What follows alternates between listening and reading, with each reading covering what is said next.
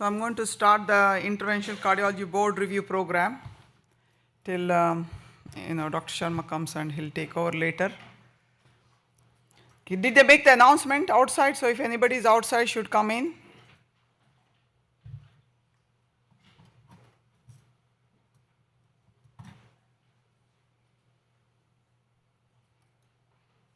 Oh, we have the questions.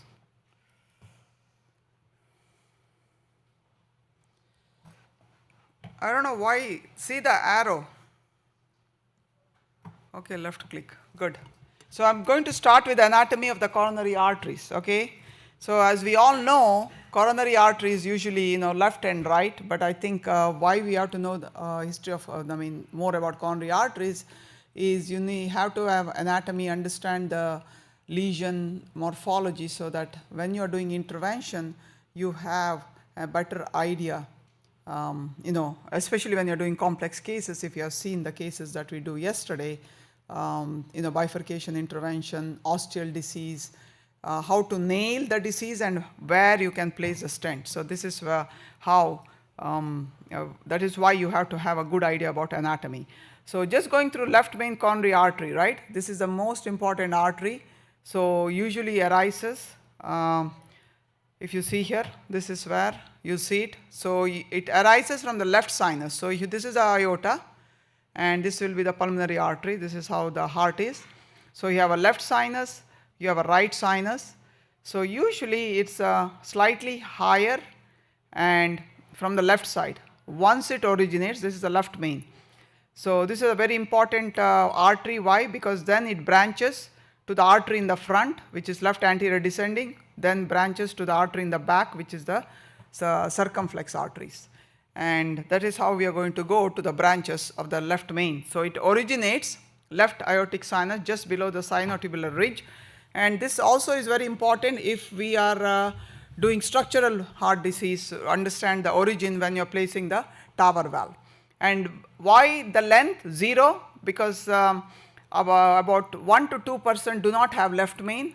LAD and circumflex have different origin. And as interventionalists, we need to know that, since the catheter that we are going to use for engagement would be totally different. And I'll tell you why. So normal catheterization technique, you will use Judkins, left coronary. This is, we are taking a normal femoral approach, not the radial approach. So left coronary artery, where you will we will engage into the left sinus. So why I was talking about the length is that normal is JL4, but if you have an aorta that is wider or you have aneurysm which is a larger, then you will need a Judkins which is of JL4, 5, this kind of things.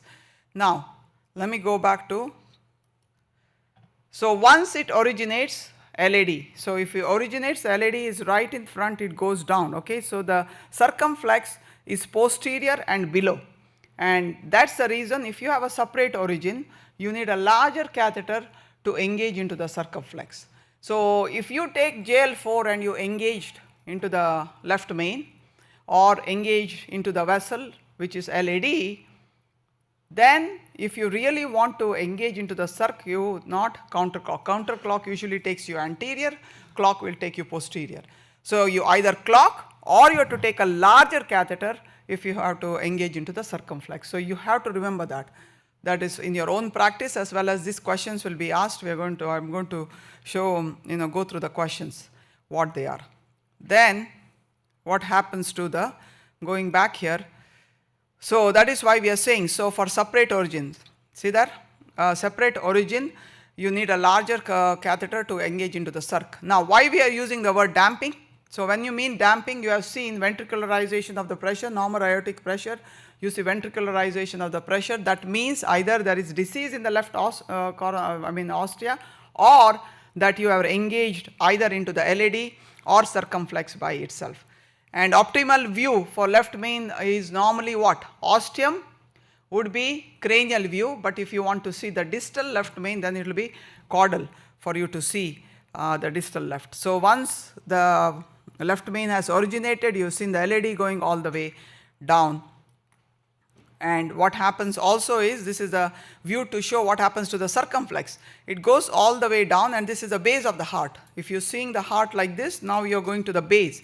Base of the heart, you see it, this is how the circumflex will go. Now this is what is showing how the dominant circumflex.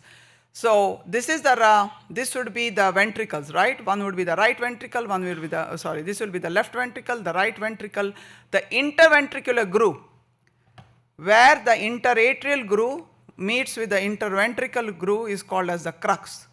And the vessel that reaches the crux and which goes from there into the interventricular septum is the posterior descending. So whether it is coming from the right, it's called right posterior descending. If it's coming from the left, left posterior descending. And depending on which artery is giving that vessel, that is the dominance. So usually right coronary artery 90%. So right coronary artery is dominant in 90%. Then we would say left 10%. Now what used to happen is there's 1 to 2% where is PDA coming from both, where is co-dominance, but nowadays we never use that term anymore. So that is the crux that we give. So left anterior descending goes down, reaches all the way to the apex. And very important, why this reaches the apex, that is how you will see in the cranial view that if an artery is going all the way down to the apex, and in the apex it then causes what is called as a mustache sign. It just bifurcates. So in 22% of the cases it does not reach the apex. Now what are the branches of the LAD? The one that is going to the lateral wall of the heart or the diagonal, the one that goes into the interventricular septum would be the septal. So we'll also tell you what is why LAD is very important, supplies 45 to 55% of the left ventricle. So circumflex, once it originates from the left main, it goes behind and into the AV groove, which I showed you how it goes in the AV groove, and the branches are obtuse marginal. If the arteries are going down and out, they are called obtuse marginal. If they are going parallel, then you will call as posterolateral arteries. Now this is very important, this question can be asked. Sinus node. Sinus node is an important node which we all know for us to have the sinus rhythm. So I would say 60% of the time, I'll show you the branches, it comes from the right coronary artery. This question is asked in the board exams. And 40%, remember, not 30, you can remember the number like 40% of the time, then it would come from the circumflex vessel. And if, unless it's dominant, where it supplies about 40-50% of the myocardium, otherwise between 15 to 25% of the left ventricular myocardium is supplied. Now going to the right, I'll see if there's a picture. Yeah, first I go to the picture. So right coronary artery originates from the right sinus. So as soon as it originates, then it goes in the groove there and then go all the way back down again to the crux where I shown you. So now what is very important is the same thing. You remember a number which is 90% of the time. Why they're saying 85%? Because we are giving 5% where PDA is originating from both, whether it is right coronary artery or left coronary artery. But here what I would say, just remember a number of 90% from the right side and 10% from the left side. So it goes in the LAV groove to all the way down to the crux, and at the crux it gives you the PDA. And the same thing supplies about 35% of the right ventricle. What are the important branches of the right coronary artery? So the first branch that comes up is the conus. And why conus is important? Many times when you are engaging the right coronary artery, you may engage into the conus, okay? So just injecting into the conus, if you are not seeing the pressure damping, injecting into conus can give rise to VFib. That's one. Number two, conus can have a separate origin by itself.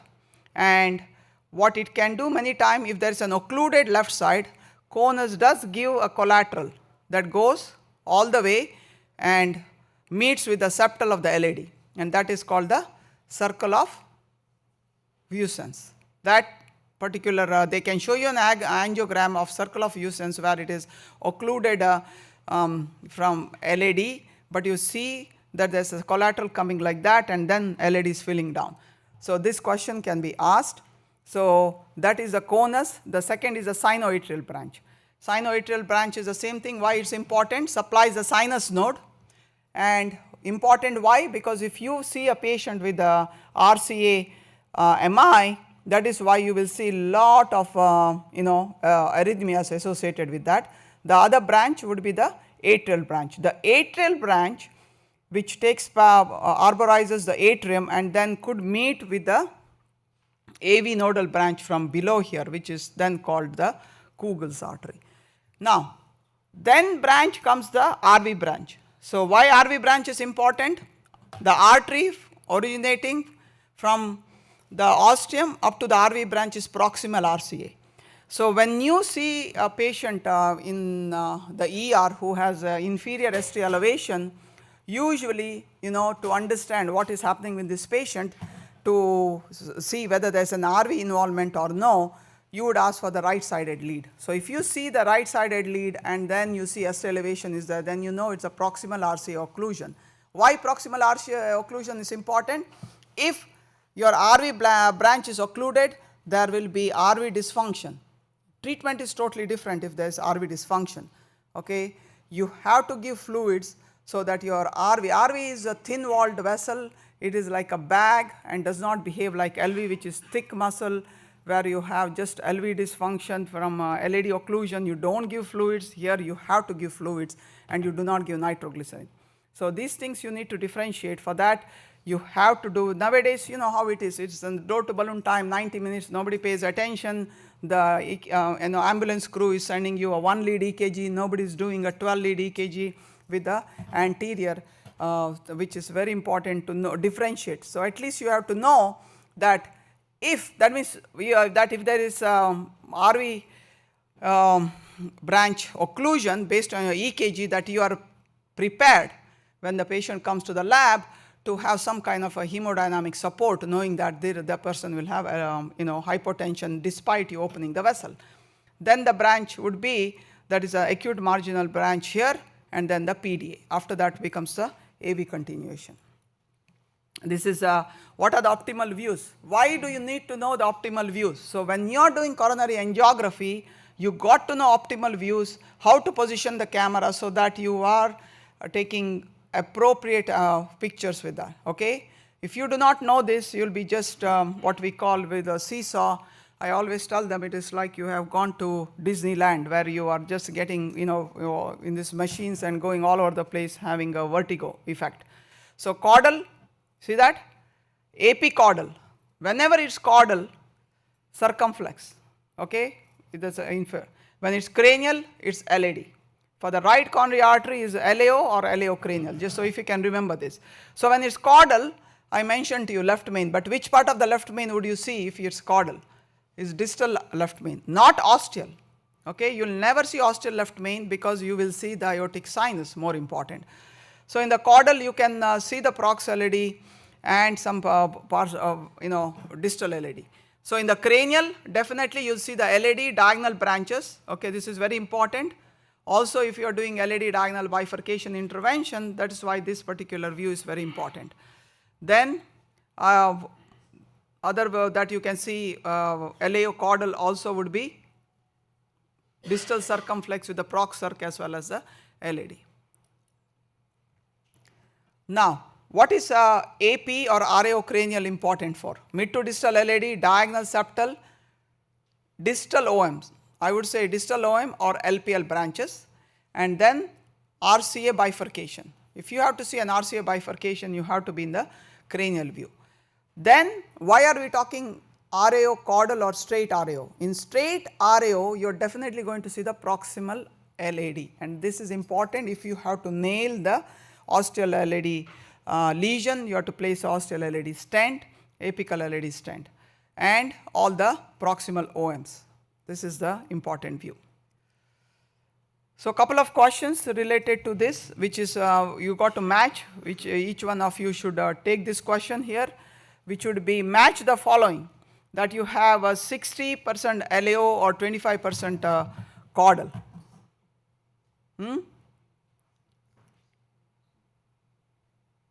LAO caudal. See? RAO cranial.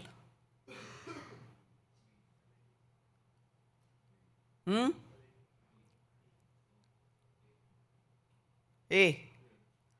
RAO caudal. I think RAO caudal would be mid to distal LAD, right? Or circumflex or branches. D. Then LAO cranial. B. Distal RCA bifurcation. Yeah, one was C, which we said good. 2 was what? A. 3 was D, right? Which we picked good. And 4 was B. So in order to obtain a spider view, what is a spider view? Good. Better visualize left main, proximal LAD, descending and left circumflex. The should direct the position image. What is the spider? Essentially they are asking what is the spider view. Also you need to know is when you are going for these exams, you get half page question, okay, but you need to know how to read it fast so you understand the key points what they are asking you. Okay, so they may give you some patient describe, at the end they are asking you a simple question, what is the view you want to use to see something. So that should be the goal also, so that you are not wasting time reading some redundant material there. So what they are trying to ask you, what is the position? What is a spider position? Huh? D. I don't know 50 degree, okay, between 30 to 40, okay, that probably will be okay there, yeah, okay. So as long as you know that is the spider, because it looks like the spider. All of the following regarding angiography of the left system and the left main is absent. This is what I just mentioned. Now, you need to know this as well, as, which is very important for your own practice, as well as this question definitely comes in the one use, either the use of catheter, they will ask what are the catheter you need to pick, or what are the movements you need to do to engage it. So if you can tell me, all the following regarding the angiography of the left system with the left main is absent or true. Remember that, true. Now there is something new about that they do not ask negative questions, but I am not sure that that is true, so you just have to be careful. Everything except those kind of questions are not supposed to be asked. LAD has more anterior origin than circumflex. Yes? True. When LAD has anterior takeoff, it can be engaged with the left Judkins catheter. So what is it? Counterclock or clock? B is true. Clock takes you where? Posterior. Okay, counterclock, anterior, remember that. So catheter with a larger curve, what happens? Catheter with a shorter curve, so which is C. So everybody clear? Why you need to know this? That that when you are doing angiography, you got to then tell your tech which is the catheter you need to use. If nothing is happening, you need to do a non-selective picture. You know how the coronary artery origin is, so you can ask for the right catheter. It is not the question of yes, I have done angiography. Have you done it at the right time rather than using a lot of dye and multiple catheter exchanges, okay? 62-year-old woman requires coronary intervention to correct severe aortic stenosis in anomalous circumflex. So anomalous vessels, right, and the circumflex vessel or any other artery, what do you know about? Which is the most common anomaly of the coronary artery? Circumflex origin, but there is two things. One is anatomical variant versus anomaly, two different things you need to remember. So for anatomical variant, the commonest anatomical variant that you see is absent left main, just remember that, okay. So absent left main with the LAD or circumflex coming separate is not an anomaly, remember that. So the commonest one is circumflex coming from the right side, that is the commonest. So once it comes off from the right side, what is the usual course? It has to go posterior. Remember, circumflex is a posterior vessel, so it will go retro posterior, okay, and reach the back of the heart. So that is how it happens. And there is an important angiogram they show which comes it comes even in cardiology, okay, not interventional cardiology. They show the picture, they show an LV gram, RAO LV gram, and that's called as a nipple sign. You heard about that. That is a circumflex which is coming out, and that angiogram comes every cardiology boards most of the time. So you got to remember that. When you see it, you don't have to, you know these questions, then you answer right, bag it, and then move on. So the circumflex arises from the right aortic sinus and courses posterior to the aorta. Which of the guiding catheter? Just imagine which guiding catheter. So you have right coronary artery, you will engage with JR, right? So usually it comes a little anterior to that. So sometimes it comes from the right coronary artery itself, so the JR can engage it. If not, the catheter of choice would be off here. Which one you think? Not this one, right? Not, probably could be multipurpose. So either multipurpose or AR. Which AR would you pick? AR1. Okay, so if they give, now if they give you only AR, you pick the AR. If they give both, then it will be difficult, but usually it's a multipurpose or AR, okay. So AR1, but could be AR, good. Which of the following statement about PC of the LAD are true? LAD normally arises in the anterior and the superior position, right? Agree? Judkin 4 is a guide catheter of choice in majority of the cases. If the ostium of the left main is high and aortic root is small, JL5 may be preferred. Is that true? Once in JL4-5 preferred? No. Once in the left main, what makes you? Gentle clockwise, frequently directs its anterior. So which are true of the two? A and B are true, right? That's correct. Circumflex coronary artery supplies what percent? Good, paying attention. You will get this in the, I think, small drive, I don't know, they'll send it to you, questions. Okay, I think I described this. What is a Kugel's artery? Don't look at it. Here, but very important, you need to know this, okay. So it is the proximal sinoatrial, atrial branch of the sinoatrial going to the AV nodal coming from a curlicue. So that is the Kugel's, and this is important when, why is it important? You have a mid RCA occlusion, distal RCA can be seen with this when you are doing a CTO, okay. You don't need dual injection for that particular case. Good. Next is what? Oh, this is what I was showing. Good, we have the picture. See this RAO, right? This is that sign, what I was talking about, button. If you see this, then you don't need to answer, go directly looking for it. What is the answer there?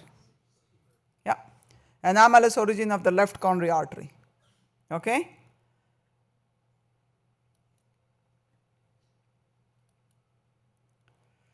Just to discuss some physiology, which is coronary circulation. If you see that, right?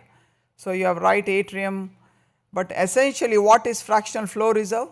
Fractional flow reserve is, you calculate the pressure gradient, right? Distal or proximal.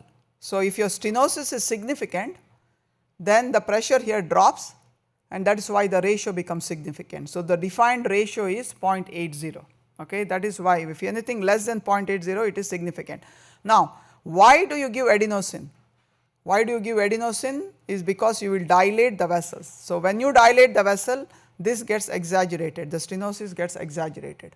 That is what the concept is.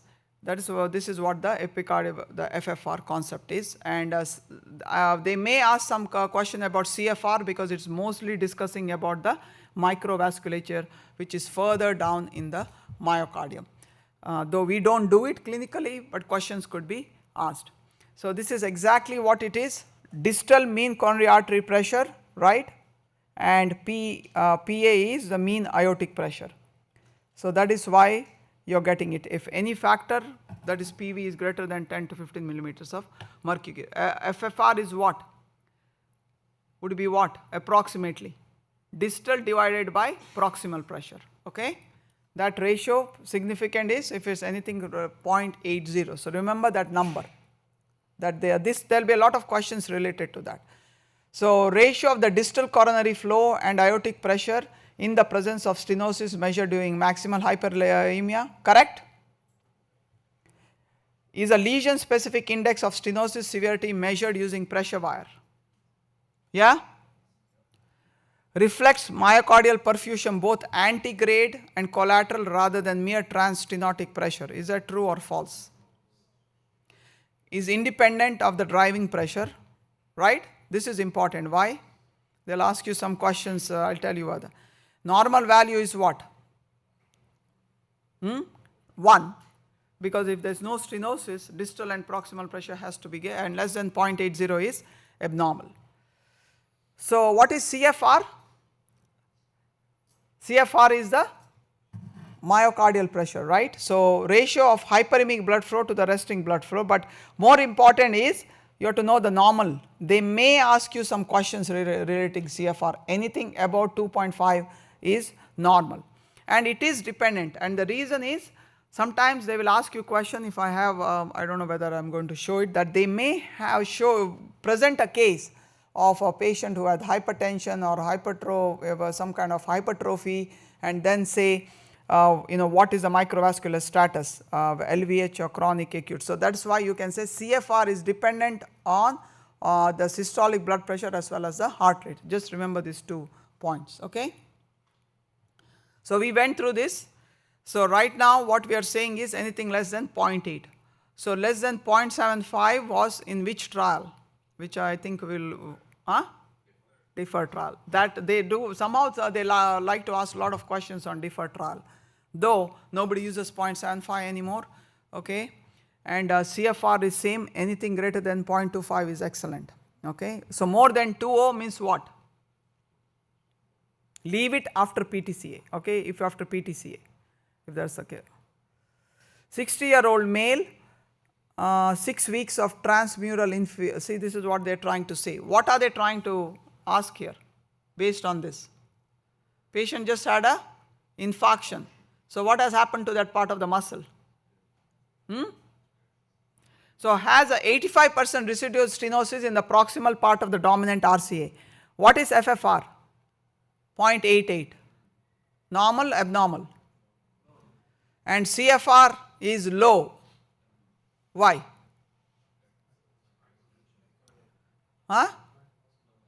Yeah, microvascular problem. So you would not go taking care of that lesion. Okay. So microvascular problem happened is because of something else. So do not go with that. You just go with the FFR value there. So CFR is falsely positive. And then 64-year-old woman presented with stable angina. Coronary angiography showed 50% ostial RCA lesion and minimal CAD elsewhere. What is the next test?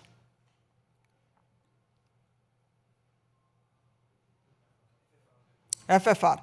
I mean, if patient was not on the table, you could have done SPECT myocardial imaging, right? Now patient is on the table, you would not take her out, so you can do a physiological testing, which is a fractional flow reserve. Do that, and then you don't have to worry. So that's the question they'll ask you. Which of the following FFR value is least likely to correlate with an ischemia producing lesion?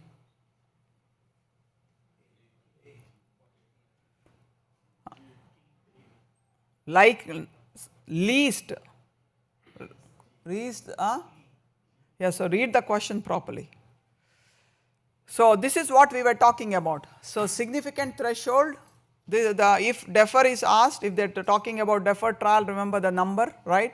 0.75, less than that was positive in that trial, but everybody now follows what FAME has gone through, and these trials will be discussed with you again, because there will be a lot of questions related to defer and FAME trials. So the answer is 0.85, okay? So I'm just going to show you some images which IVUS or OCT If you saw yesterday, we did do intravascular imaging. So intravascular imaging right now what has made to the guidelines is only IVUS and optical coherence tomography OCT will show, I may show some pictures. It has not made it to the guidelines. In European guidelines it is used for stent optimization, not as an indication. So IVUS numbers are there which we will go through. So when you see something like this, you have to know three things, which is you see here, this is the intima, this line, can you see that? Then you see like a black shadow which is the media, and after that becomes the adventitia. So you have to remember that, okay. IA, see that? IMA, aim you can like that. So that is the normal artery. This is what the plaque morphology looks like by IVUS. This is soft echolucent plaque. This is fibrous. Why you know it is fibrous? Reflects, right? And the same thing if you think of calcium. See, in fibrous you still see something behind, because your waves, the sound waves will go behind. But when you have a lot of calcium, there is a deflection and you do not see anything going behind. So that is why what happens, what you see here, right?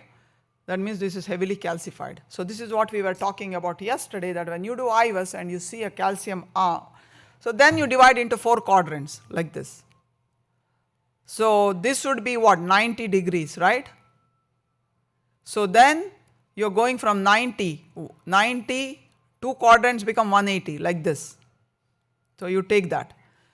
Then 3 quadrants will be like this, more than 180. See that? That is why. So anything above 180 we said that it would be severe calcium. So here would you call it severe calcium? It is almost 3 quadrants, right? So then it becomes severe calcium. So that is how, very easy. You make 4 quadrants and then you decide how calcified the vessel is. So this is how the optical coherence tomography looks like. What is better? You see that what happens with optical is a light is used, and then your penetration is better and your images are better. Okay, only thing is it does not go deeper down. With ultrasound you can see 7 to 8 millimeters depth, with the OCT maybe 2 to 3 millimeters in depth, but what happens is your visualization is definitely better. So you can see here intima, see how the difference between IVUS and OCT. Then you see the media, see that? Nice, and then the adventitia, so 3 layers. So that is how it looks. This is, they may show you the pictures, very important, you have nice borders, you see that, right? That is what? Calcium, again same 3 quadrants, fibrocalcific. This is just fibroatheroma, and then this is how fibrous looks like, see that? Thick fibrous. So calcium is same, you will not see anything behind, you have nice defined borders here, okay? This is how the OCT pictures will look like. And what do you think this is? But more important, bioabsorbable, very thick struts. See that? You do not see that kind of the strut with our normal metallic stents. These are the bioabsorbable used to be. They may show it or may not show it, but what happens, they had pictures. This is how it shows as soon as you place, and then you have pictures after 5 years when everything has been absorbed with the OCT. Yeah. So IVUS OCT is the same thing, the difference, but frame rate is different. OCT is faster, but more important is the tissue penetration. 15 to 3 millimeter, 1.5 to 3 millimeter was OCT, where IVUS was 10 millimeters. You see that? But what is the difference? Why OCT once you get images are better because penetration is better. But more important also, doing OCT you need to have some training how to do it, because what is happening is blood has to be cleared and the entire vessel has to be full of dye. So you have to be very careful when you do it, how you do it, because patient can go into VFib if you don't know the technique and you don't do it right. So same, good resolution, high speed, weakness, poor resolution. Now one thing about OCT definitely you will understand is that if you have to understand plaque morphology, to understand lipid and cap thickness, I think OCT is better. And these are the recommendation you have. Which of the following statement is not recommended in the use of IVUS? To assess angiographically indeterminate left main CAD, is true. Left main always, I think I made this yesterday, the questions were being asked, why are you not doing OCT in a left main disease? You cannot have blood cleared in left main, you have to do IVUS, number 1. Number 2, what has made to the guidelines which I just showed is only IVUS that has made to the guidelines. And what is the number? Cross sectional area. Yeah.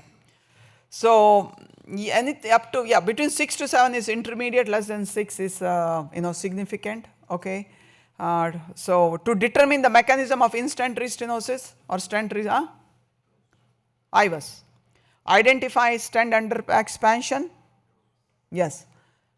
Then red thrombus, which I did not show you the picture, but there are pictures, it will go, there is a lot of OCT pictures, it will be given to you. Red thrombus would be what? OCT. You cannot do it with IVUS. So, this is what the focused guidelines is, that go through these guidelines, because questions related to these guidelines will be used.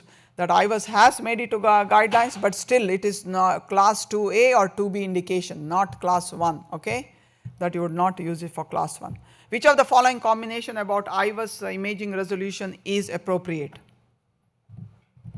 OCT 1, IVUS 10, A, B or C? A. 1 to 3 we said, right? OCT and IVUS was about 10. Oh, B, same. Microns, yeah, 1 millimeter. So, match plaque morphology of the following OCT with IVUS images.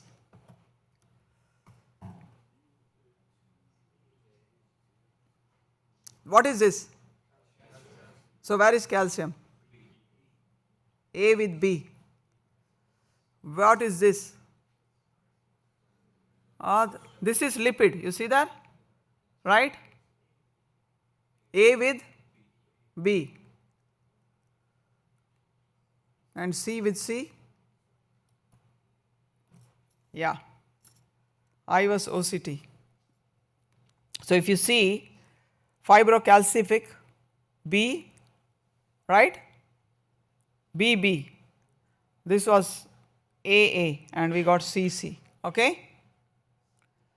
I think it is important you guys go over through this picture, because you do not know whether it is IVUS or OCT, anything is given, you have to understand how you will differentiate this plaque.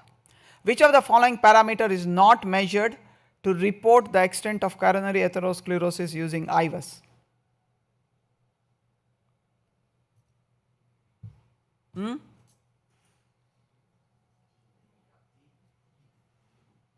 Yes.